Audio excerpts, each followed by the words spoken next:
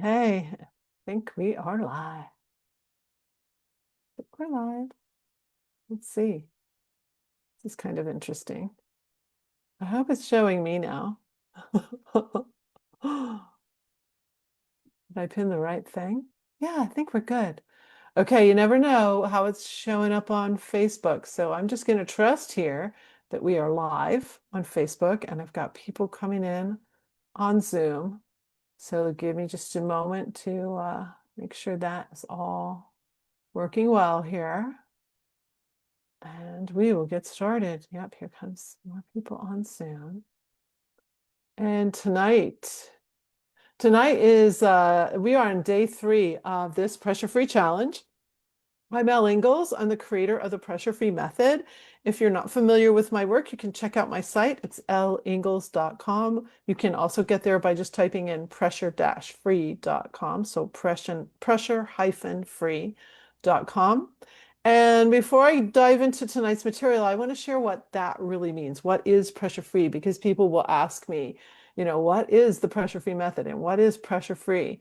And what it means is no matter what pressures or challenges or stressors you encounter, you can stay free of triggering the fight or flight stress response and releasing a whole bunch of hormones that basically age you, take you out of your game, cause you to underperform, overreact, and not really live your best life.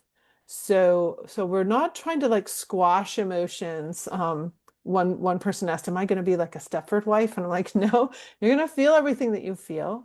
We're just not releasing those hormones, so that will make a change in our behavior, but a change for the better." So that's just a little bit about what pressure-free means and why I call it what I call it. Doesn't mean that you're not going to have any pressures or you're just going to go live in some hut somewhere on a beach and not encounter anything that's challenging. Because most of the people who work with me are high achievers and they want challenges and they want things they're driven and they want things to transpire in their life that might have some difficulty around them. At one of my retreats, our motto was, "We do hard things." So that'll just give you a little understanding, a little context there. All right, so we are on day 3, and day 3 of this challenge, we're going to focus on the 3 steps again, and each time I'm taking you a little bit deeper than I did the night before. And tonight, what we're going to really dive into are the things that I notice that you might not realize are causing you to trigger the stress response. And it will make sense as I get into it. But I actually didn't have this as a part of my course when I first started coaching. But it became very clear that everything that I was sharing with people was very simple to do. But this up here is incredibly complex. So I had to build some tools, I call them the mind tools, to really dig into the patterns and the beliefs that we have that really keep us stuck. And so that's what we're going to just touch the surface of in this half hour tonight or today or whenever you're watching this. So let's start with targets. Targets is the first step of pressure free. And you're writing down the targets that you'd like to achieve or begin this summer. So what are some of those targets? And then last night we added writing some actions. So what are some actions you can take that you can begin doing this? And I'm just going to take a look real quick here that, let's see, somebody just messaged me. I just want to make sure if this is working okay, and I can't really tell. I'm just not going to worry about it. Well, I actually should worry about it. Hold on just one sec, everybody. I need to check out Facebook and make sure Facebook is actually working because I use Facebook as the recording, and so I just need to see if this is working. Okay, I think it's working.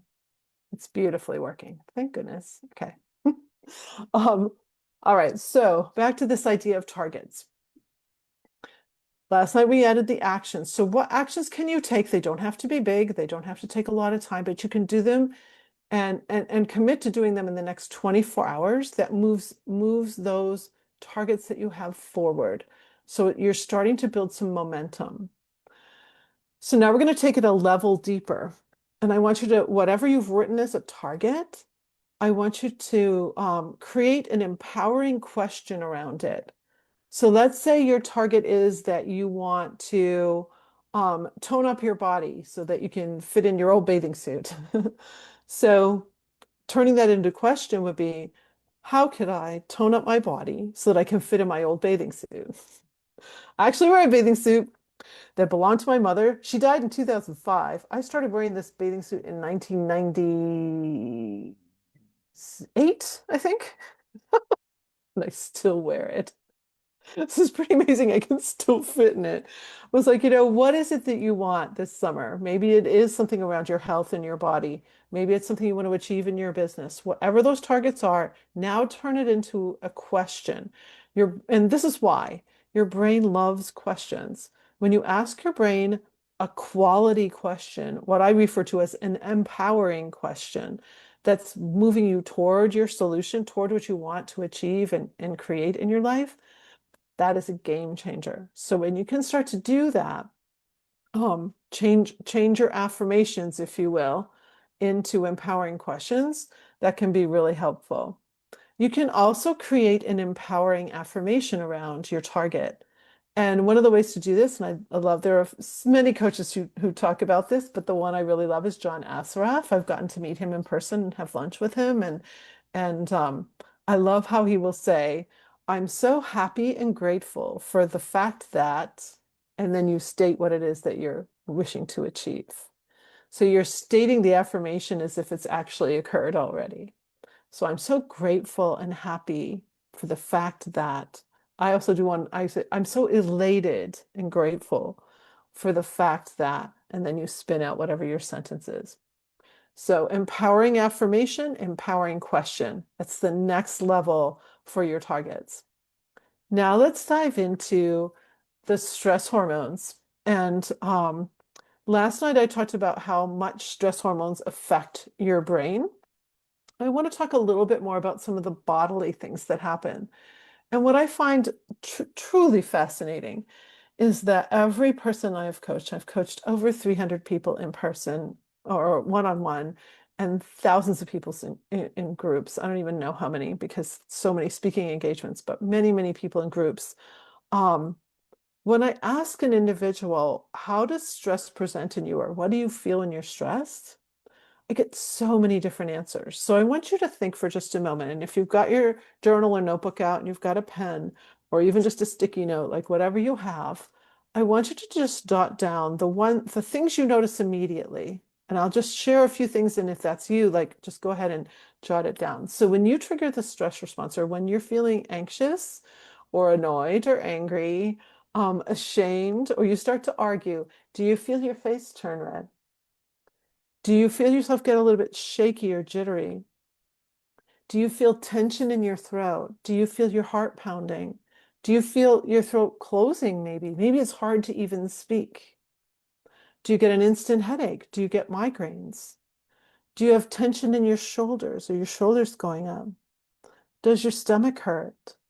I don't know how many times I've run into parents who will tell me that their child wakes up every day to go to school and their stomach hurts. And they take them to the physician. The physician says it's psychosomatic, there's nothing wrong, but there is something wrong. And what that something is that we're triggering the stress response. And the stress response affects your whole digestive system. Do you have a dry mouth when you try to speak or when you're unexpectedly having to speak in front of people? Does your mouth go dry? That's a sign. Do your palms get sweaty? Do your hands and feet get cold?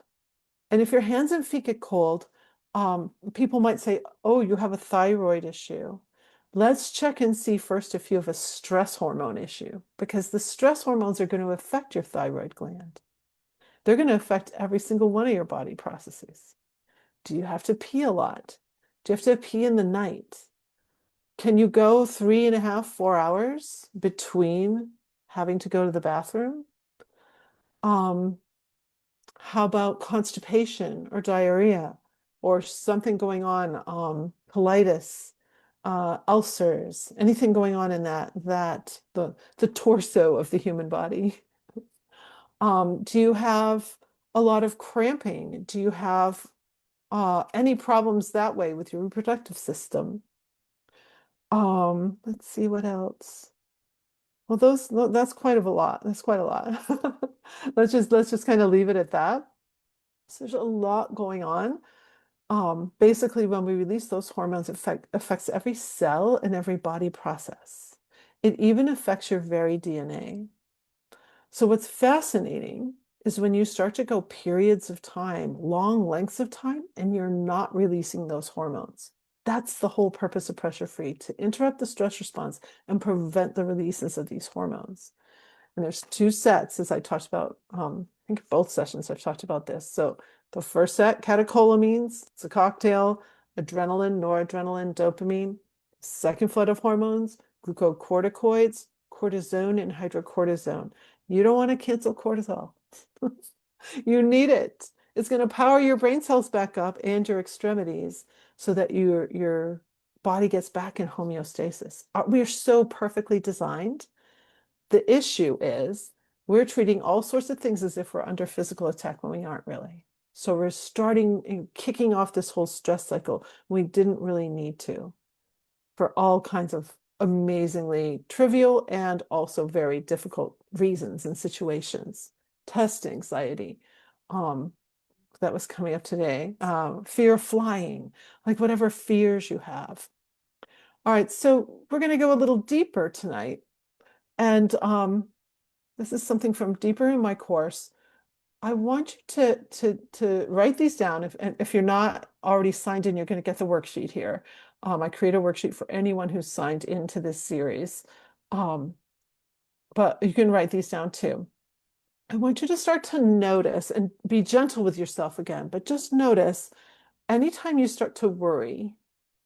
So usually worrying, we are great fiction writers in here. We create all kinds of snowballing or downward spiraling stories because we have a little bit of evidence about something. Now we can't get it out of our head and we start looping and just creating something out of nothing. We just really go overboard or overreact. So what do you worry about? We tend to have patterns around worrying. The second one is complaining. So Will Bowen has his book, A Complaint-Free World. I read it many years ago. Fabulous little book. It helped me cut my complaining so much. I can't say that I am completely absolved of my complaining. But again, if you start moving into complaining, you'll probably notice your shoulders are going up and like you're getting right on the edge of triggering fight or flight, if not already in there. And we have habits of complaining about the same things over and over again.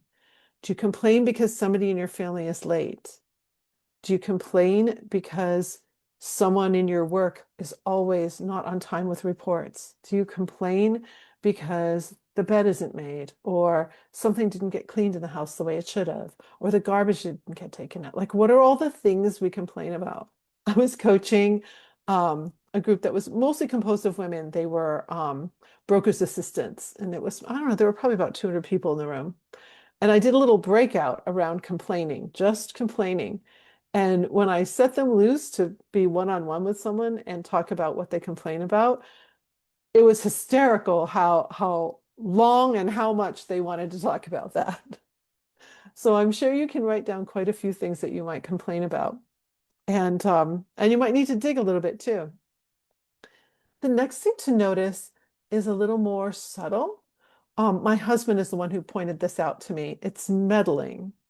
So meddling it's when we interfere, insert ourselves when we're really not needed, but we have this feeling like we need to fix something or we need to move it faster than it's going.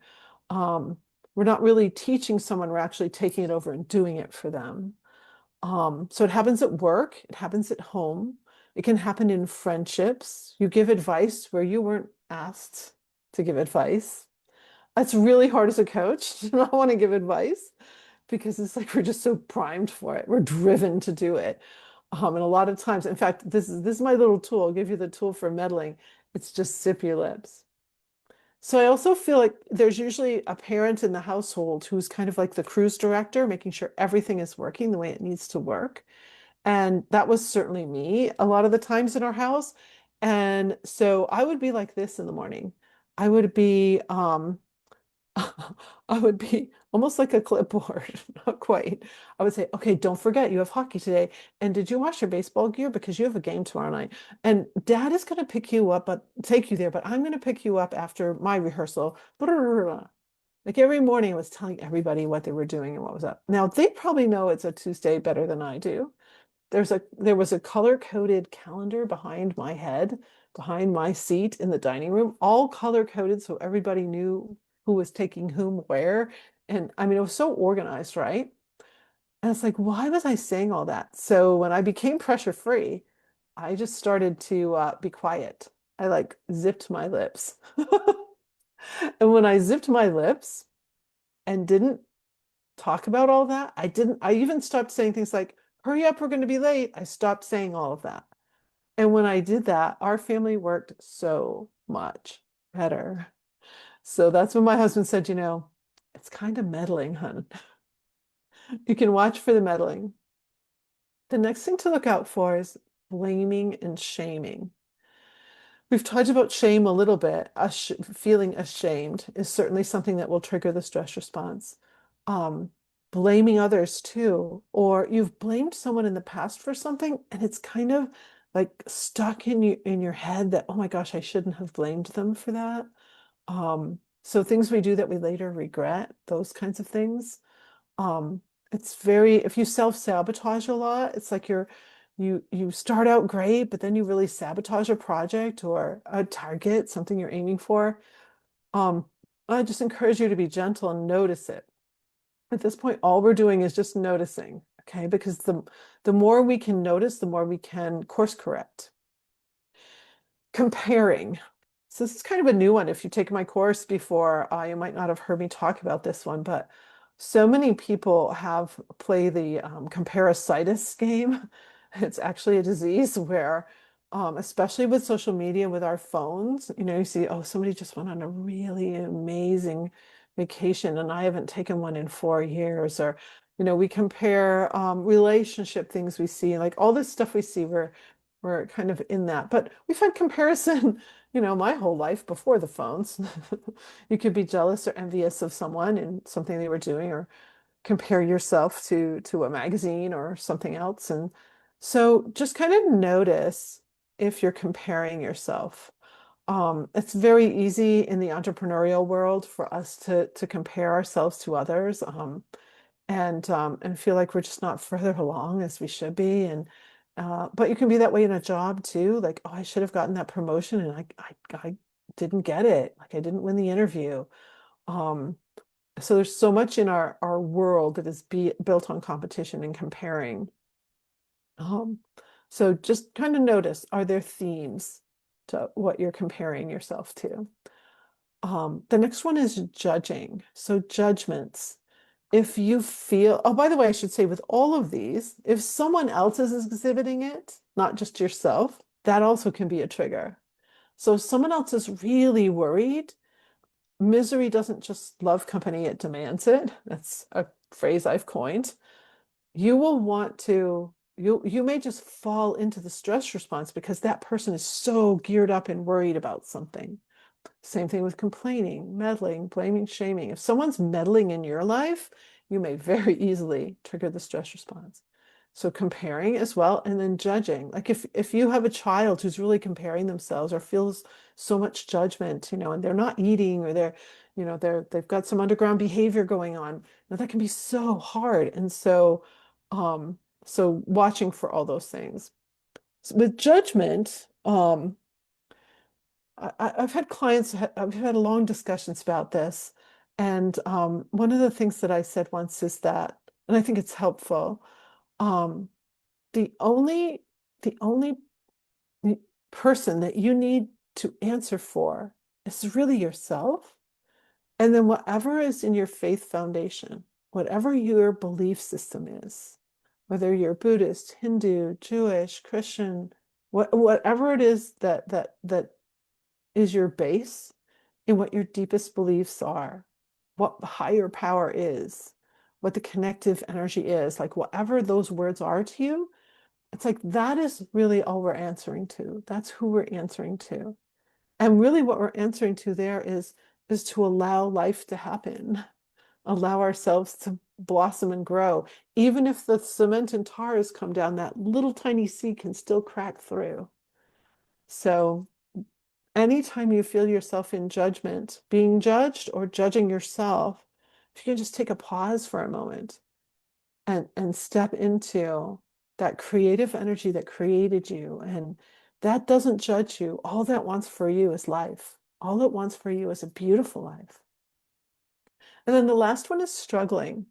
I'm a really big fan of a writer who's passed away now, Stuart Wilde. I was actually on a personal retreat when I learned of his death, and I was actually pretty crushed because I'd read his books and followed him for years. He's quite salty and fun. He's British or Australian. Spent a lot of time in Australia. But he had this little book in a set of tapes I got back in the 90s, and the book was Life Wasn't Meant to Be a Struggle. I gave it to a client and I never got it back, so I don't have the little book. But you can actually find the writings online. So Life Was Not Meant to Be a Struggle by Stuart Wilde. That's Wilde. Great little book, but one of my biggest takeaways is that most of the time, what our struggling is really about is we just want to be noticed. We want someone to affirm us and to see us. And so if you find yourself really struggling, it might be for one of those reasons. That might be what's behind it. I know as a nonprofit executive for years, I could go months without anybody ever like saying, "Oh, great job," or anything. Like I was a boss, right? And so it's like I couldn't I couldn't wait for any sort of acknowledgement about what I do. And every once in a while, I would just be kind of dejected and be like, please acknowledge me, right? I'd feel this struggling. So, so notice what you struggle around. Again, there could be themes. Um, I'm struggling trying to play the Tchaikovsky violin concerto again. I don't think I've played it since college. Maybe little bits of it, but I pulled out all my great concertos, the Mendelssohn, the Tchaikovsky. It's like, I can do this. Actually, I'm having a better job with the Mendelssohn right now, but it's like, I can do this. And that's one of my favorite slogans, by the way, is I can do this. And so I give that one to you because it's going to move right into the next part of what we're doing. But before I go off this second part, which are triggers, noticing, I'll just recap them again. Worrying, complaining, meddling, blaming, shaming, comparing, judging, struggling. And if this week, or actually next 24 hours, it may take you a week to do some of this. It may take you months, actually, which is why I've built my courses to really help people through this in a gentle way. Um, but I'm just giving you a lot tonight. So maybe pick one, maybe pick complaining or whichever one pops out to you like, if I worked on that a little bit, life would be better. Maybe it's the worrying one, but pick one of those and see if you can notice over the next 24 hours and beyond, like what are some of those themes? What are those things that cause you to want to complain or want to worry? If you can start to notice those, then you're going to just stand a much better chance of interrupting the stress response before you start overreacting with those. Notice with worry, we'll have a little bit of a worry, but then now we're overreacting in the worry. It's the same for all of those. Okay, last thing we're going to do tonight is, of course, a set of tools. And I'm doing systems of tools in this series. Sometimes I just give single tools. But this time, I don't know. I think for summer, I just want to charge it up and give you little systems that I teach my clients. And this one I've had for quite a while. It's called Flip the Switch. And I've got time to just share a little bit about this. So I created this idea when I was working with the best-selling author Robert Allen in a mentorship program. It's back in 2012. And he had, as an exercise, he had me analyze the thoughts in my head for 3 months for the different kinds of, or 3 weeks rather, for the different kinds of voices. So I had a nice voice kind of cheering me on in the day. I had what I call command form you. Don't forget. So like, don't forget, you've got to pick up your son and then you've got to go do this.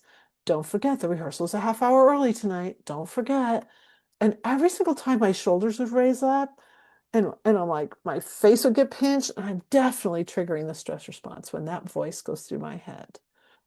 And then another voice was even more insidious, and it would tell me things like, there's just no way you're going to accomplish that today. What makes you think you can do that? Like real negative criticism.